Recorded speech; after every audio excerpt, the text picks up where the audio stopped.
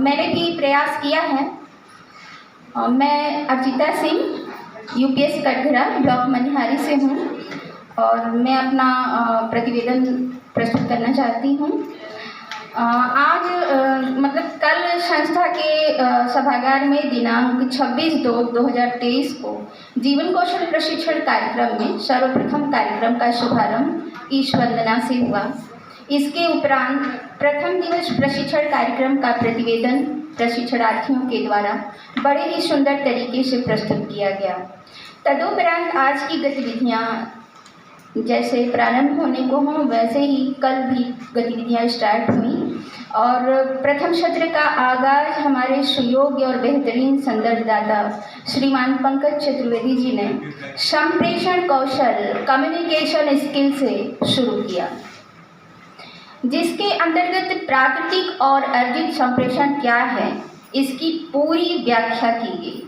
उन्होंने यह बताया कि संप्रेषण किसके मध्य व किस माध्यम से होता है। इसके लिए उन्होंने तरह तरह के टूल्स को भी हमारे बीच में रखा और उसको एक्सप्लेन किया। प्रभावी संप्रेषण क्यों जरूरी है इस पर चर्चा की गई। इसे एक एक्टिविटी छात्रों के लिए प्रभावी संप्रेषण कौशल क्यों आवश्यक है के माध्यम से किया गया, जिसके लिए ग्रुपों का निर्धारण किया गया था। प्रत्येक ग्रुप ने अपने अपने विचारों को साझा किया और इसके बाद एक एक्टिविटी कराई गई हमारी शीला मैम के द्वारा, जिसका नाम था विस्परिंग कानाफूसी। इसके द्वारा बताया गया कि यदि संप्रेषण सही न हो तो हमारी बातों का भाव बदलते देर नहीं लगती और हमारी बातों का अर्थ बिल्कुल क्या होता है, बदल जाता है। इसी क्रम में verbal and non verbal communication पर भी चर्चा किया गया। इससे जुड़ी हुई एक्टिविटी कराई गई जो एक tongue twister based activity.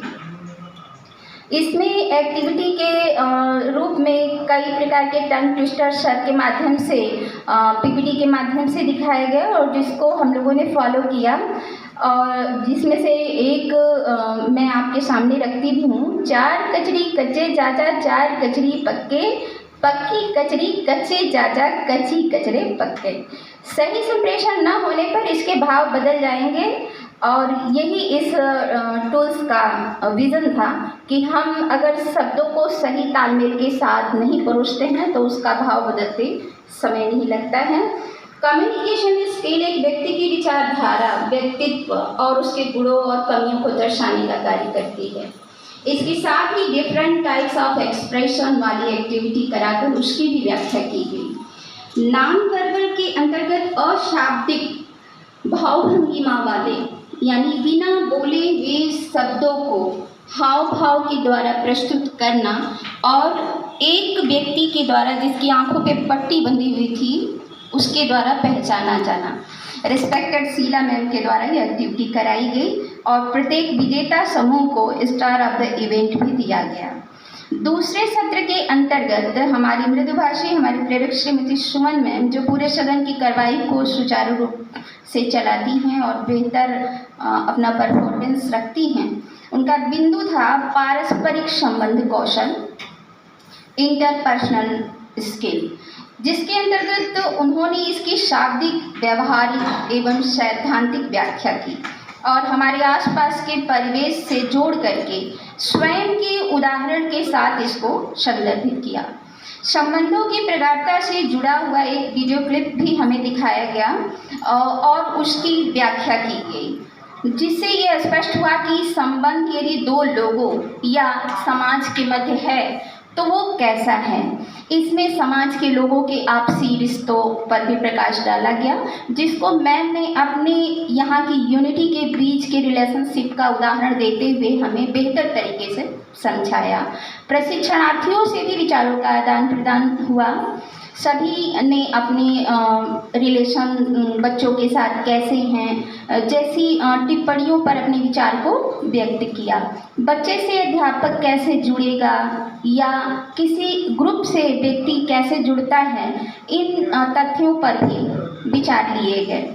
Ma'am द्वारा पारस्परिक संबंध कौशल के अर्थ के साथ साथ इसके गुणों और इसके इम्पोर्टेंस पर भी प्रकाश डाला गया।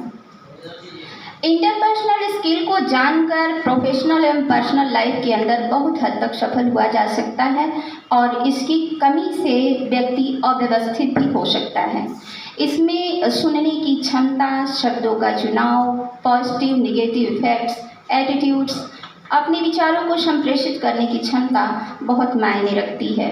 इसके अंतर्गत रिस्पेक्टेड मैन ने relationship with others, flexibility, development, conflict management यानी विवाद प्रबंधन, relation with our family, our backgrounds और environment and with our society पर भी प्रकाश डाला गया। यदि संबंध ठीक ना हो तो इसका दुष्प्रभाव हमारी सोसाइटी में बहुत दूर तक पड़ता है। बच्चों पे इसका इफेक्ट विद्यालय के परिवेश में पड़ता है और इसकी आवश्यकता क्यों है, कितनी आवश्यक है, इस पर भी मैम ने बड़े ही अच्छे तरीके से प्रकाश डाला। सारी गतिविधियां नियमित तरीके से व सहज ढंग से संचालित हुई। अगले दिन की रूपरेखा के साथ ट्रेनिंग समाप्त की गई। धन्यवाद।